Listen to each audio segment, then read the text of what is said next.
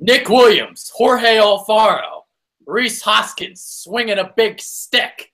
That's what she said. And now JP Crawford.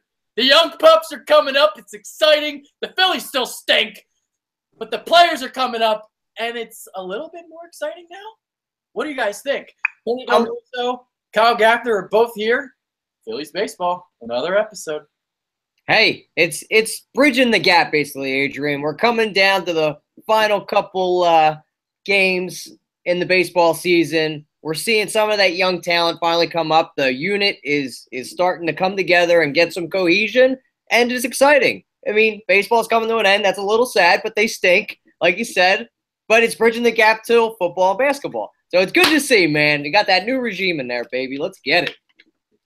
Hey, some of these guys, realistically, we've been talking about since last year, waiting for them. You know, Crawford, the Hoskins.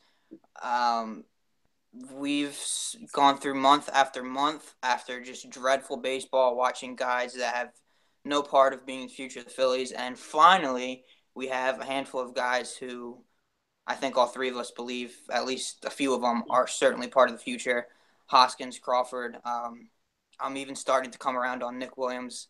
I think these guys could play, and it's exciting. Yeah, they still stink, but you're starting to see 3, 4, 5, 6 guys that you could potentially see 3, 4, 5 years down the line that are still part of the team. And to me, that's really exciting.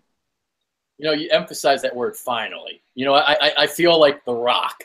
Finally! These prospects are up in Philadelphia. It's about goddamn time. You know, geez. Why did they wait so long? This is always what they do. But whatever. All right. I'm going to keep this one short because I know the football game starts soon. So, all right. We have one viewer. I love it. Okay. So, what kind of player is JP Crawford? I think he's a guy that's going to play really good defense. He's going to have great plate discipline. He's going to be your leadoff hitter. And I think could be a silent leader in the clubhouse, too. He doesn't really come off that way.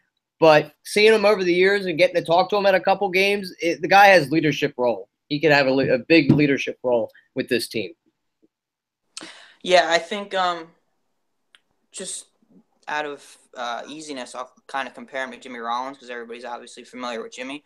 I think Crawford has the potential to actually be a better offensive player than Jimmy was, mainly because of the way he's shown to be ability to get on base.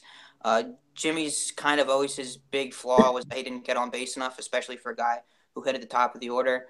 I think Crawford he's not going to have as much speed as Rollins. He's not going to steal bases. He's probably not as good as a defender, but the fact that he could get on base significantly more and potentially even hit for more power makes him significantly better offensive player, I think, at least potentially. I agree he'll probably hit 1 or 2 when all things are said and done, once they have the rest of the pieces around him. Just super, super exciting player, in my opinion. He's kind of – you don't really see middle infielders with that kind of plate discipline very often. Usually you see that, you know, it's just – I think he's going to be a unique player. I think he's going to be fun to watch, and he's only going to get better. He's still super young. Yeah, you know, it's funny you bring up the comparisons of Jimmy Rollins. I was going to kind of go be my next question, and, you know, my next kind of topic is, you know, what are the differences between he and Rollins? But Tony kind of just nailed it on the head right there. Mm-hmm. Yeah, he did. And to compare him to Jimmy, too, they were both drafted out of high school, both California kids. You know, Jimmy's from Oakland, JP's from Compton. So, but the guy it really turned it on with his power. He really wasn't projected to really be a power hitter, and he really turned it on ever since the guys, like whoever that guy from Baseball 100 was talking about. Do you remember his name? I don't remember his name, but he was a nobody. But it lit the fire under JP's ass, and that's what he needed, because he's been outstanding. He's been on fire on his OPS. I mean, the guy's just been lights out, and I think he's going to win Gold Gloves. And now you said that he doesn't have as much speed, but to have that plate discipline, to be able to get more walks, that's what drove me crazy with Jimmy. He always chased stuff out of the strike zone. It was a lot of strikeouts for him, but I think the defense, it's going to be there for him. Yeah, I was actually looking at Jimmy's overall career numbers before we started, and Jimmy's career on base percentage is .324, which isn't very good for a guy who batted leadoff the majority of his career. And I think Crawford, even in his first couple seasons, his on base, I would expect to be significantly higher than that. And years down the line, he might be a guy who could potentially be a 380, 390, 400 on base percentage guy if he keeps progressing the way he's shown. So, yeah, I agree. You've seen him a lot more defensively than I have. So if you think he has Gold Glove potential, I will certainly defer to you on that. That would be fucking awesome.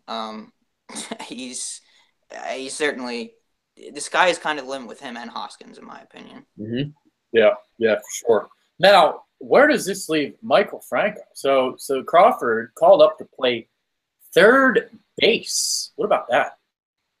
I think you kind of saw the same thing with Hoskins. We're just trying to get him more at bats and just trying to get him up to the bigs. I think his natural position is obviously shortstop. But if you look at it now, we have Freddie Galvis. He's obviously not the shortstop of the future. But just try to get him up to the bigs, get him at bats. And if we have to, really have Maikel Franco fall on the sword to do it, so be it, because he hasn't really been lighting the world on fire, just like we had with Tommy Josephs and Rhys Hoskins playing out in left field. I'm okay with it because I think he has the defensive ability to play the hot corner.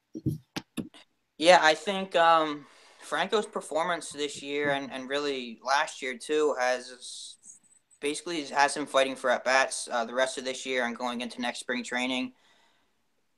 Crawford has obviously shown the ability to play third base. If he could play shortstop, he could pretty much play anywhere in the infield.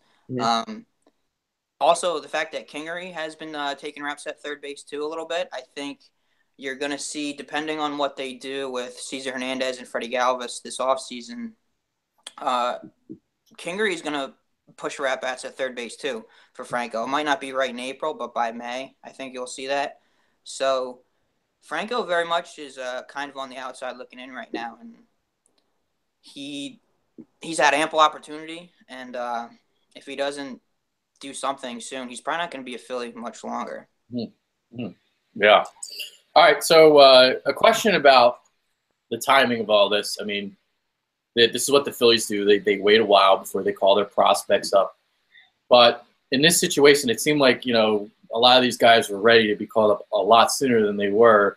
Do you agree with how they handled it, or would you wanted to see these guys up sooner? Realistically, to be selfish, yes, I wanted to see them come up here just because of how bad the Phillies were playing. But to hurt developmental-wise for these guys, Hoskins was the only one really that was ready to come up right away. That was kind of lingering down in AAA. He should have been up like 30 years ago. Yeah, he should have been called up right away, but before he was born. He was being blocked. Nick Williams, I think they brought him up at a perfect opportune time. It stunks that we had what was that guy's name? Michael Saunders. That was an awful signing. He was kind of blocking him. But for JP, I think needed another year down in AAA. It was a perfect time to bring him up. So we kind of see what he's going to do for the rest of the month. And I think Alfaro should have been brought up too, because Rupp is an awful, awful catcher. And to have his offensive ability of Alfaro up here now, I'd rather have that and just let it fall by the wayside that he has trouble defensively. But you can pick that up as time goes on, because we ain't winning any championships anytime soon. Yeah, I don't have any major issues with the time they called anyone up. Yeah, I agree. They could have called Hoskins up probably a few months ago, and he would have produced the same way. I think if the Phillies were in any kind of race, you would have seen some of these guys sooner, because obviously Clentak in the front office knows these guys were better than what they had before. I think there's also the service time issues that has to be factored in as well. So no major issues. Tommy Joseph just hit a home run. How about that? But yeah, I don't know. I mean, it kind of is what it is. They're up now and they're producing. So. And if it's not broke, why fix it? We saw this with the 08 core. They did the same thing. So it's worked for us in the past. Yeah, I think the Phillies organization are certainly believers in once they call a guy up, they call him up to stay. They don't like to send guys up and down, especially guys that they consider part of their core future. So, Hoskins is up for good, Crawford's up for good, and we'll see. And Nicky Williams, I think, is going to be up for good. And honestly, Alfaro, I think, is going to be up for good because the guy's been lighting the world on fire as well. Yeah, it's interesting with him. I got to wonder, you feel like Rupp is probably his last month as a Philly is coming up. Do the Phillies sign somewhat of a veteran catcher to help Alfaro out, or do they really trust Alfaro with getting the majority of, the duty next year? It'll be interesting to see. He hit home run tonight as well, so.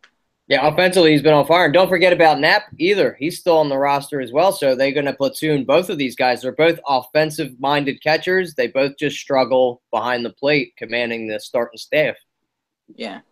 And, personally, I think I would kind of rather have Alfaro learn on the job up here in the big leagues than learn on the job up in AAA. Like Agreed. you said, it's not like they're winning anytime soon anyway. So have him take his lumps, with the big club than down in Lehigh Valley. Yeah, where else better to learn than on the job where you're going to be playing? So, All right. So we're about 18 minutes from kickoff. We'll do final thoughts right now. So this one was going to be a quickie. That's what she said as well. So let's wrap it up. For reps, for the reps with JP taking it at third, we can't really take out of the possibility of us going after a big name free agent like, let's say, a Manny Machado if we were able to pry him away. So I wonder where they would take at bats, or take at bats away from who and where. Are they going to have JP maybe play a little second, or are they even going to stick him out in the outfield? Because when he was in high school, he played some outfield as well. So we have so much of a slew of prospects out there.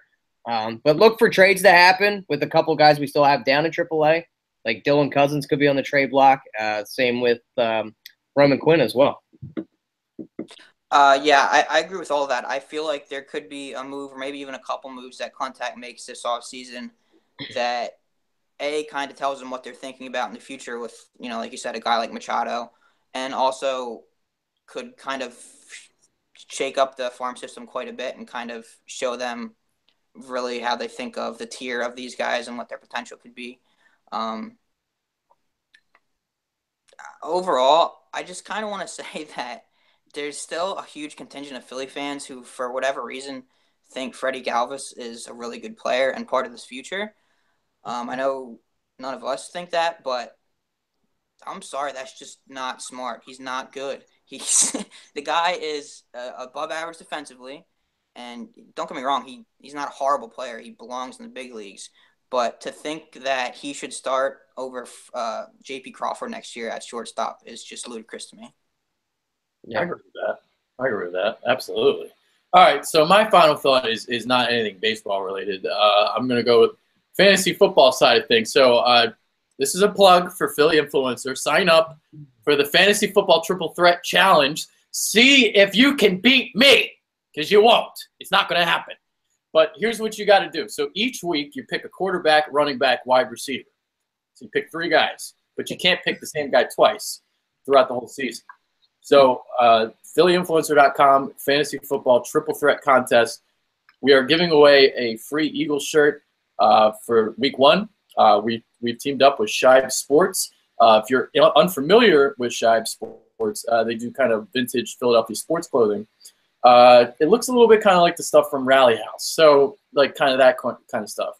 So if you win this week, but I'm probably going to get the Eagle shirt because, well, I'm fucking Adrian and I'm smart. So yeah, there you go. And unless Brendan does the fantasy triple threat, then I might be fucked. Yeah. So it's like basically fantasy football it's like a suicide pool with fantasy football. Yeah. You can only pick one player. That's kind of cool. Yeah. You guys should sign up. I'll sign up. I'll play it. I mean, I got like 3 teams going on already. So what's another? You just pick 3 guys each week, and you just don't pick the same guy twice. That's all. It's very, very simple. And obviously you can't pick the same players out of the same. Does everybody draft out of the same selection? No, there's no draft. There's no draft. You literally get to pick, like, the 3 guys you want each week. I could just say I want Antonio Brown, David Johnson, and Aaron Rodgers? Yes. But you can't pick them, though, right? You can't use them again for the rest of the season. But you can't have them at the same time I have them, right? No. Dude, there's like 200 people in this contest. Okay. Whatever, like how many ever there is. So you can pick whoever you want. You're not comparing with anybody else. No, what I was asking is if if you pick the same, can you pick the same 3 guys I pick when we're going against each other? Yes. Yeah. We'll just split the. I guess we'll just rip the shirt in half. Okay, interesting, awesome. So that's how that's probably how that'll work. I mean, I'm sure somebody's going to have the same trio, and I'm sure that'll happen. So Yeah, it's got to. It's, that's bound to happen at some point. Well, we have like an inside joke at Philly Influencer between Tony and I. He doesn't think Alshon Jeffrey's any good, so I'm going to take Alshon Jeffrey in my first week. I think he's going to tear it up. I think he's going to have a good year this year. Yeah. You're talking about Tony, right? Huh? You're talking about a different Tony, right? Not you. Yeah. You're Clarify. you're kind of smart, Tony. No, Tony Cotillo and I go back at it. We go back and forth with each other all the time. Do you think Alshon Jeffrey stinks, huh? We disagree on everything. It's unbelievable. Like he's just he's kind of like a contrarian too. So we argued about last week about Joe Hayden. I don't think he's a top 20 cornerback, and he had him top 5. Like, that's fucking ludicrous. Top 5? Whoa. No. That's how I reacted. No. Dude, he hasn't been a top 5 corner in like 2 or 3 years. Yeah, it's been a while. Exactly what I said. But, I know a little bit more than him when it comes to football. But he's a very, very he's a good debater. I'll give him that. Be a good lawyer. He would be a good lawyer, but unfortunately, he's met his match, and I, because it's funny because like by the end of that show, he had Joe Hayden as the top 5 corner. Then I revealed my top 5 list. He's like, okay, top 10. Then I gave him my top 10, and he's like, okay, number 11. So I swayed him. Nice. So maybe he forgot about all those players that were, in there.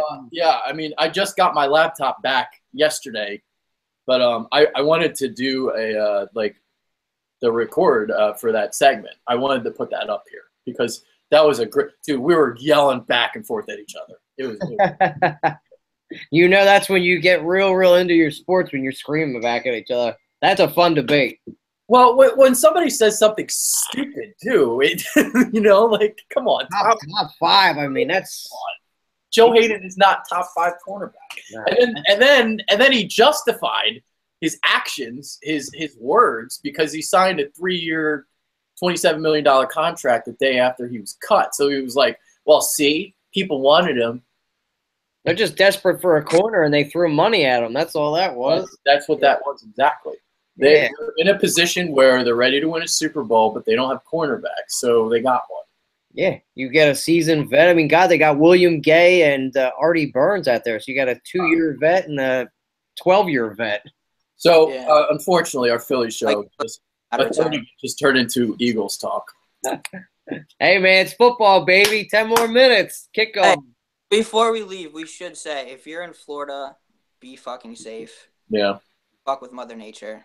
You won't win. Yeah, never gonna win. That Irma, she's a nasty bitch. Yeah, my cousin goes to Miami, so she's already back. She came home yesterday, so good thing. Like, dude, who the hell knows what's gonna happen? Because they're concerned, at Miami, that there might not be a semester. And there's a might not be a school. Yeah. So wow. What were you saying, Tony? There's another hurricane right behind Irma that's gonna come in a couple of days afterwards too. Not the same size though, right? It's a small. They say it's a Category 3 right now. Oh wow! It's just gonna be one after another. God, dude, this is that time of year, September. This is hurricane season. Hurricane season. Yep. Yeah, absolutely, man. I hope people are safe and smart and go as further north as they can. Get away from that crap. 180-mile-an-hour winds, that's nothing to mess with. Well, good thing this isn't Game of Thrones, because going up north wouldn't be a good idea. Yeah, so, winter has come and gone, and we'd be wiped out by them White Walkers. It'd be we'd be fucked. Game, set, match. Even Jamie Lannister couldn't save us from Irma. No way. Well, all right. I guess I have to. I'm not a Game of Thrones. Go ahead, Tony. No, I'm not. I guess I gotta admit, I'm not a Game of Thrones guy. So I didn't understand no. that. It's good. It's a good show. You should check it out.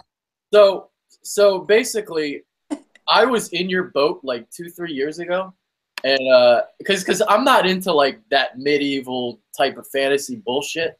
Like Yeah. I've never really watched Star Wars before. You know, like that's how bad I am. But this show is legit.